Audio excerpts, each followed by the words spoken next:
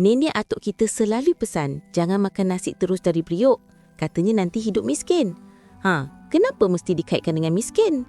Sebenarnya, orang dua dulu mengibaratkan periuk tu lambang rezeki untuk seisi keluarga. Kalau makan direct dari periuk, ibarat macam gelujuh, tak fikir orang lain. Maka itu simbol rezeki tak cukup. Sebab tu dikaitkan dengan hidup miskin. Ada juga versi kata kalau makan macam tu anak jadi kurang cerdik. Sebab makan terus dari periuk tu nampak terburu-buru, malas nak cedok, tak beradab. Perangai tu bila anak tengok, dia tiru. Lama-lama nampak macam kurang pandai bawa diri. Jadi tak cerdik tu bukan bodoh tak, tapi kurang elok perangai.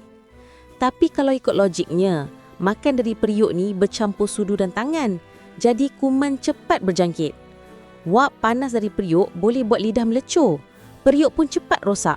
Jadi pantang larang ni cara orang dulu nak ajar etika makan.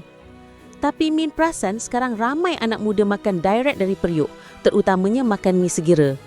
Mungkin sebab banyak tengok drama Korea kan? Dalam budaya Korea, makan direct dari periuk tu normal. Mereka suka makan komunal seperti steamboat, ramyeon, jjigae yang mana makan terus dari periuk yang diletak di tengah meja makan. Bila makan terus dari situ, lebih praktikal, cepat dan tahan panas. Bagi mereka, makan sama-sama tu simbol kasih sayang ataupun jong. Bukan gelujuh, tapi lambang kekitaan.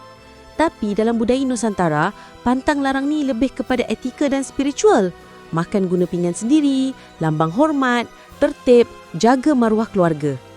Jadi janganlah pelik kalau nenek marah bila kita makan direct dari periuk. Itu cara mereka ajar adab dan jaga rezeki. Kalau nak rasa vibe Korea tu, bolehlah sekali-sekala makan ramyeon terus dari periuk kecil stainless steel. Tapi kalau makan nasi kat rumah nenek, eloklah cedok dalam pinggan. Bukan apa, takut nenek tak bagi makan kalau kita tak beradab.